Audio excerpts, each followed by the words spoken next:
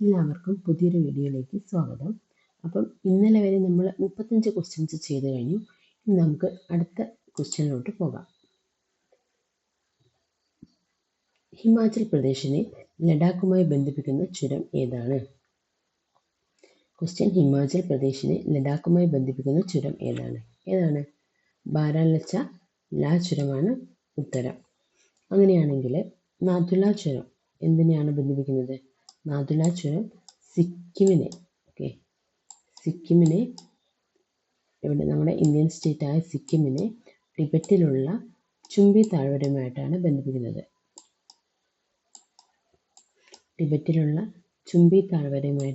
ബന്ധിപ്പിക്കുന്നത്. റോത്താങ് ചുരം എന്താണ്? നമ്മുടെ ഹിമാചൽ പ്രദേശിലെ കുളു താഴ്വരയെ എവിടെയാണ്? ഹിമാചൽ പ്രദേശിലെ കുളു താഴ്വരയെ എന്തുമായിട്ട് ബന്ധിപ്പിക്കുന്നു? ലഹൗൾ സ്പിതി താഴ്വരയുമായിട്ട് ബന്ധിപ്പിക്കുന്നു. എന്തുമായിട്ട്? ലഹൗൾ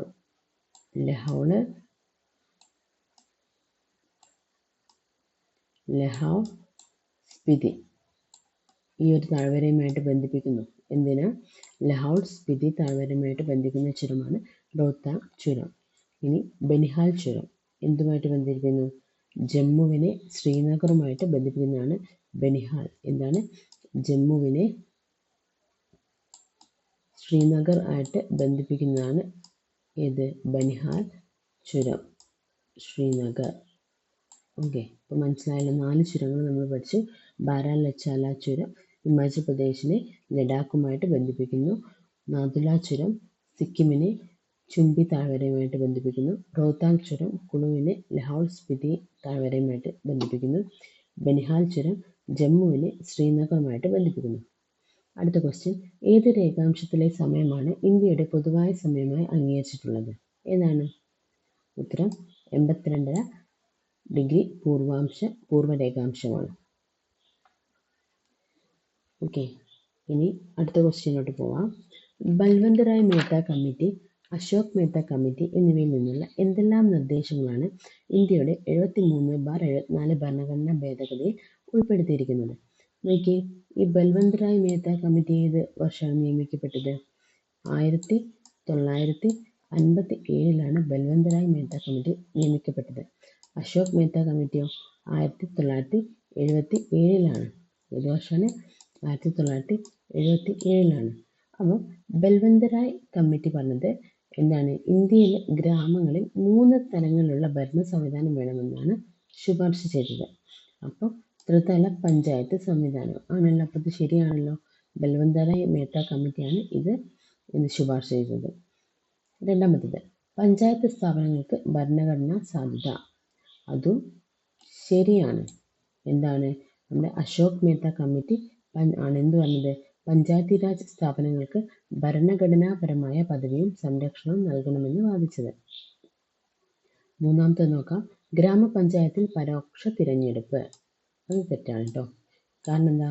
ഗ്രാമപഞ്ചായത്തിലേക്ക് നേരിട്ടുള്ള തിരഞ്ഞെടുപ്പാണ്, അല്ലാതെ പരോക്ഷമല്ല. നാലാമത്തേത് വാർഷിക തിരഞ്ഞെടുപ്പ് രീതി. അതും തെറ്റാണ്. എങ്ങനെയാണ്? പഞ്ചായത്തുകളിലെ കാലാവധി 5 വർഷമാണ് കാലാവധി. 5 years ആണ് പഞ്ചായത്തിലെ. 5 വർഷമാണ് കാലാവധി വരുന്നത്.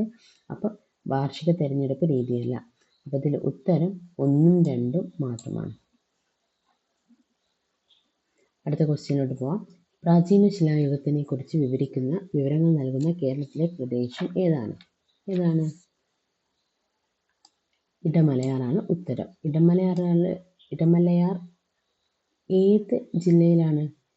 ഇടമലയാർ എവിടെയാണ്? എറണാകുളത്താണ്. എറണാകുളം. ഓക്കെ, അങ്ങനെയാണെങ്കിൽ നമുക്ക് ബാക്കി സ്ഥലങ്ങളും ഏത് ജില്ലയിലാണ് വരുന്നത് നോക്കാം. എടയ്ക്കൽ ഗുഹ എവിടെയാണ്? അത് നമുക്കറിയാമല്ലോ, എല്ലാവർക്കും അറിയുന്നതാണ് വയനാട്ടിൽ. എവിടെയാണ്? വയനാട്.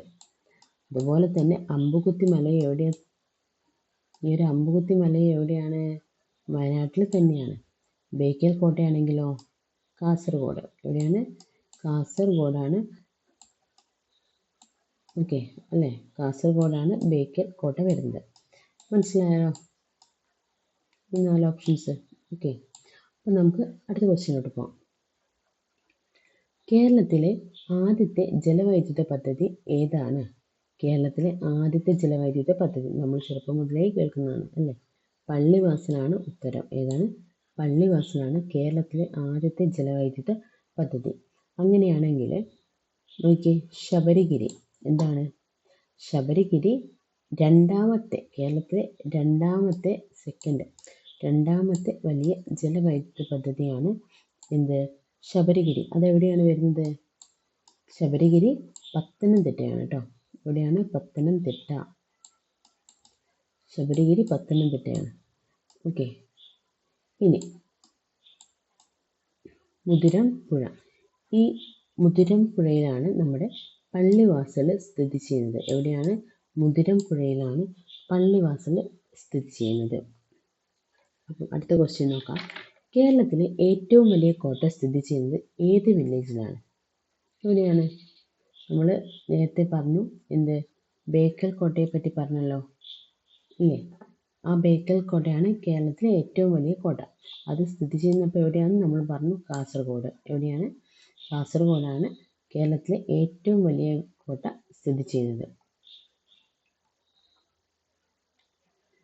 ഇനി 42ാമത്തെ ക്വസ്റ്റ്യൻ. സഞ്ചാര സ്വാതന്ത്ര്യത്തിനായി കേരളത്തിൽ നടന്ന പ്രധാന പ്രക്ഷോഭം താഴെ പറയുന്നവയിൽ ഏതാണ്? ഗുരുവായൂർ സത്യാഗ്രഹം, ചാന്നാർ ലഹള, പൂക്കോട്ടൂർ ലഹള, വൈക്കം സത്യാഗ്രഹം. അപ്പോൾ ഉത്തരം എന്താണ്? 1924 നടന്ന വൈക്കം സത്യാഗ്രഹമാണ് സഞ്ചാര സ്വാതന്ത്ര്യത്തിനായി കേരളത്തിൽ നടന്നത്. ഏതാണ് ഉത്തരം? വൈക്കം സത്യാഗ്രഹം. എന്താണ്?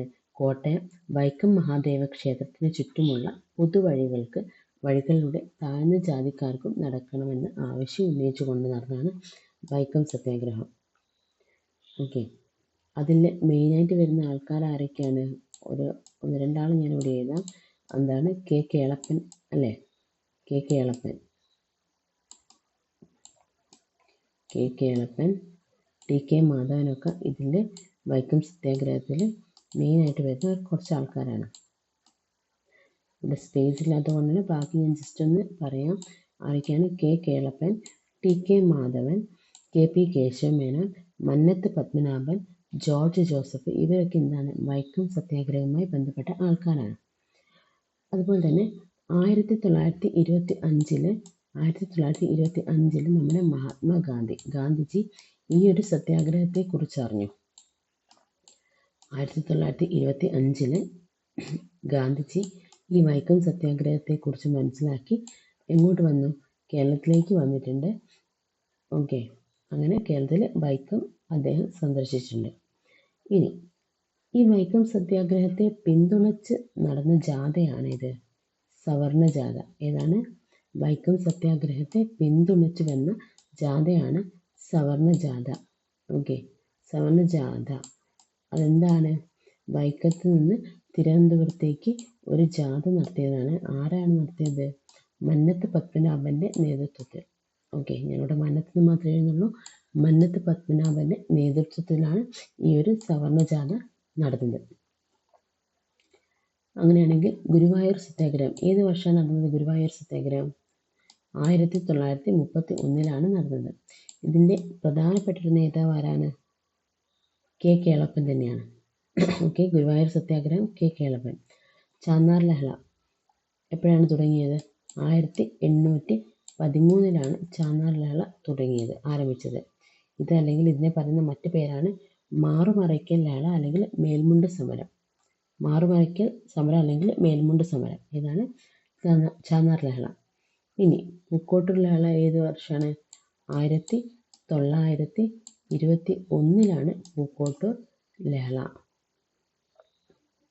അടുത്ത ക്വസ്റ്റ്യൻ. താഴെ പറയുന്നവയിൽ ഏത് വിളയുടെ ഉൽപാദനത്തിലാണ് സംസ്ഥാന അടിസ്ഥാനത്തിൽ കേരളത്തിന് 2ാം സ്ഥാനമുള്ളത്? ഉത്തരം എന്താണ്? കാപ്പിയാണ്. 1ാം സ്ഥാനം ആർക്കാണ്? കാപ്പിക്ക്. കാപ്പീൻ്റെ കേസിൽ കർണാടകയാണ് 1ാം സ്ഥാനം. ഏതാണ്? കർണാടക. 2ാം സ്ഥാനം ആർക്കാണ്? കേരളത്തിനാണ് 2ാം സ്ഥാനം.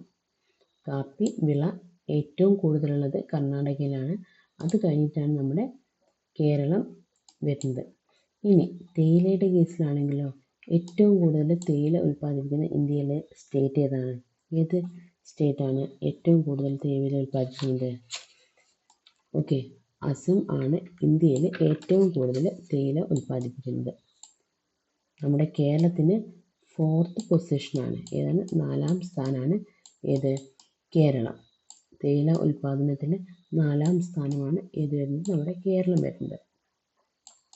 ഓക്കെ, അടുത്ത ക്വസ്റ്റ്യൻ.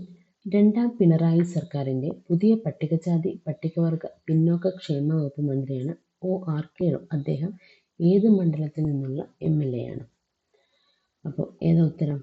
മാനന്തവാടിയായിരുന്നു ഉത്തരം. എവിടെ നിന്നാണ്? മാനന്തവാടി. 2024 കേന്ദ്ര സാഹിത്യ അക്കാദമിയുടെ ബാലസാഹിത്യ പുരസ്കാരത്തിന് അർഹനായ ഉണ്ണി അമ്മയമ്പലത്തിൻ്റെ കൃതി ഏതാണ്? അൽഗോരിതങ്ങളുടെ നാടാണ് അദ്ദേഹത്തിൻ്റെ കൃതി. അങ്ങനെയാണെങ്കിൽ 2025 ആർക്കാണ് കേന്ദ്ര സാഹിത്യ അക്കാദമിയുടെ ബാലസാഹിത്യ പുരസ്കാരം ലഭിച്ചത്? ആർക്കാണ്? ഉത്തരം ശ്രീജിത്ത് മൂത്തേടത്ത്. ആർക്കാണ്? ശ്രീജിത്ത് മൂത്തേടത്ത്.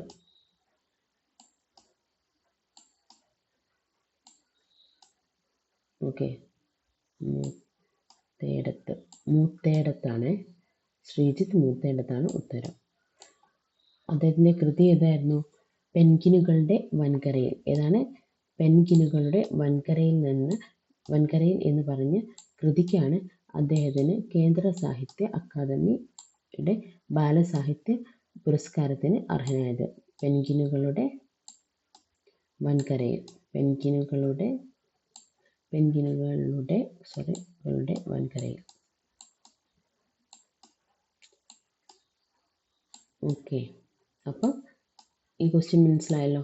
അപ്പം ബാലസാഹിത്യ പുരസ്കാരം ഏതാണ്? 2025 ആർക്ക് കിട്ടിയത്? ശ്രീജിത്ത് മൂത്തേടത്തിനാണ്. ഓക്കെ, അദ്ദേഹത്തിൻ്റെ കൃതി പെൻഗ്വിനുകളുടെ വൻകരയിൽ. അടുത്ത ക്വസ്റ്റ്യൻ. 2024 കോപ്പ അമേരിക്ക ഫുട്ബോൾ ജേതാക്കൾ. എത്ര വർഷം കൂടുമ്പോഴാണ് കോപ്പ അമേരിക്ക ഫുട്ബോൾ മത്സരം നടക്കുന്നത്? എത്ര വർഷമാണ്? 4 വർഷം കൂടുമ്പോഴാണ് ഈ ഒരു മത്സരം നടക്കുന്നത്. ഓക്കെ, അപ്പോൾ 2024 അർജൻറ്റീനയായിരുന്നു വിന്നേഴ്സ്. ഇനി നടക്കാൻ പോകുന്നത് 2028 പക്ഷേ 2025 വനിതകളുടെ മത്സരം നടന്നിട്ടുണ്ട്. ഏത്? വനിതകളുടെ മത്സരം നടന്നിട്ടുണ്ട്. കോപ്പ അമേരിക്ക വനിതകളുടെ നടന്നിട്ടുണ്ട്. അതിൽ ജയിച്ചത് ആരാണ്? ബ്രസീലാണ്. ഓക്കെ, ബ്രസീലിനാണ് ജയിച്ചത്. എവിടെയാണ്? ബ്രസീലിനാണ് കപ്പ് കിട്ടിയിട്ടുള്ളത്. ഓക്കെ, റണ്ണേഴ്സ് അപ്പ് കൊളംബിയയാണ്. ഓക്കെ, ആരാണ്? കൊളംബിയ. മനസ്സിലായല്ലോ? റണ്ണേഴ്സ് അപ്പ് കൊളംബിയയാണ്. ബ്രസീലിനാണ് വനിതകളുടെ കോപ്പ അമേരിക്ക ഫുട്ബോൾ മത്സരത്തിൽ കിട്ടിയിട്ടുള്ളത്. 47 മനുഷ്യ മസ്തിഷ്കത്തിൽ ആദ്യമായി വയർലെസ് ചിപ്പ് വിജയകരമായി സ്ഥാപിച്ച ഇലോൺ മസ്കിൻ്റെ കമ്പനി ഏതാണ്? ഓക്കെ, ഏതായിരിക്കും? പേരിൽ തന്നെ നമുക്ക് മനസ്സിലാവും, ന്യൂറാലിങ്ക് ആണ്. ഓക്കെ, അങ്ങനെയാണെങ്കിൽ ഇലോൺ മസ്കിൻ്റെ കുറച്ച് വേറെ കമ്പനികൾ ഏതെങ്കിലും അറിയാമോ? ഏതാണ്? സ്പേസ് എക്സ് ആരുടെയാണ്? ഇലോൺ മസ്കിൻ്റെ കമ്പനിയാണ് സ്പേസ് എക്സ്. എന്താണ് സ്പേസ് എക്സ്? അതൊരു ബഹിരാകാശ ഗവേഷണ കമ്പനിയാണ് സ്പേസ് എക്സ്. ഏത് വർഷമാണ് സ്റ്റാർട്ട് ചെയ്തത്? 2002 സ്പേസ് എക്സ് നിലവിൽ വന്നത്. അടുത്തത് കൂടാതെ ടെസ്ല. ഏതാണ്? ടെസ്ലയും ആരുടെ കമ്പനി തന്നെയാണ്? നമ്മുടെ ഇലോൺ മസ്കിൻ്റെ കമ്പനി തന്നെയാണ്. അത് ഇലക്ട്രിക് കാർ നിർമ്മാണ കമ്പനിയാണ് ടെസ്ല എന്ന് പറയുന്നത്. അടുത്ത ക്വസ്റ്റ്യൻ. 70ാമത് നെഹ്റു ട്രോഫി വള്ളംകളിയുടെ ഭാഗ്യചിഹ്നമായ കളിവള്ളം തുഴയുന്ന നീലപ്പൊന്മാന് നൽകിയ പേര്? നീലപ്പൊന്മാൻ എന്ന് പറയുമ്പോൾ തന്നെ നമുക്കറിയാവുന്നതായിരിക്കും, നീലു എന്നാണ്. അങ്ങനെയാണെങ്കിൽ 71ാമത് നെഹ്റു ട്രോഫിയിൽ എന്തായിരുന്നു? 71ാമത് നെഹ്റു വള്ളംകളിയുടെ ഭാഗ്യചിഹ്നം എന്തായിരുന്നു? കളിവള്ളം തുഴയുന്ന കാക്കത്തമ്പുരാട്ടിയായിരുന്നു. ആരായിരുന്നു?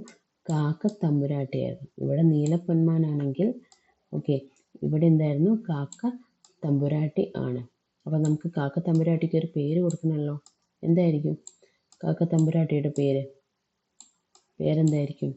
അതെ, കാത്തു. എന്താണ്? കാത്തു എന്നാണ് കാക്ക തമ്പുരാട്ടിയുടെ പേര്. ഈ നെഹ്റു വള്ളംകളി, നെഹ്റു ട്രോഫി വള്ളംകളി ആദ്യമായിട്ട് നടന്നത് എപ്പോഴാണ്? 1952 ആദ്യമായിട്ട് ഈ ഒരു മത്സരം നടന്നത്. ജവഹർലാൽ നെഹ്റു കേരളം സന്ദർശിച്ചപ്പോൾ അദ്ദേഹത്തിന് സ്വീകരിക്കാൻ വേണ്ടി നടത്തിയതാണ് ഇത് നെഹ്റു ട്രോഫി വള്ളംകളി. ഏത് കായൽ വെച്ചിട്ടാണ്? പുന്നമട കായൽ. ഏത് കായലിലാണ്? പുന്നമട. ആലപ്പുഴയിലെ പുന്നമട കായലിൽ വെച്ചിട്ടാണ് ഈ ഒരു മത്സരം നടക്കാറുള്ളത്. ഓക്കെ, ഇപ്രാവശ്യത്തെ വിജയി ആരാണ്? വിയ്യപുരം ചുണ്ടനാണ്. ഏതാണ്? വിയ്യപുരം. വിയ്യപുരം ചുണ്ടനാണ് ഈ പ്രാവശ്യത്തെ മത്സരത്തിൽ വിജയി. മനസ്സിലായല്ലോ.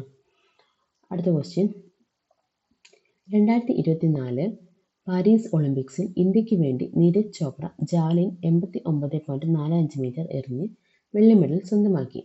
സ്വർണ്ണ മെഡൽ നേടിയത് പ്രതിസന്ധികളെ അതിജീവിച്ച് ഒളിമ്പിക്സിന് എത്തിയ ഒരു പാകിസ്ഥാൻ താരമാണ്. ആരാണ് അദ്ദേഹം? ആരാണ്? ഉത്തരം അർഷാദ് നദീമാണ്. ആരാണ്? അർഷാദ് നദീം. അടുത്ത ക്വസ്റ്റ്യൻ, ലോക നാട്ടറിവ് ദിനം എന്നാണ്? ലോക നാട്ടറിവ് ദിനം ഓഗസ്റ്റ് 22 ലോക നാട്ടറിവ് ദിനം. പാരമ്പര്യമായി കൈമാറി വന്ന കലകൾ, കഥകൾ, ആചാരങ്ങൾ എന്നിവ സംരക്ഷിക്കുന്നതിൻ്റെ പ്രാധാന്യം ഓർമ്മിപ്പിക്കാൻ വേണ്ടിയാണ് ഈ ഒരു ലോക നാട്ടറിവ് ദിനം. ഓക്കെ, അപ്പോൾ ഇന്ന് ഇത്രയേ ഉള്ളൂ. എല്ലാവർക്കും ഇഷ്ടപ്പെട്ടെന്ന് കരുതുന്നു.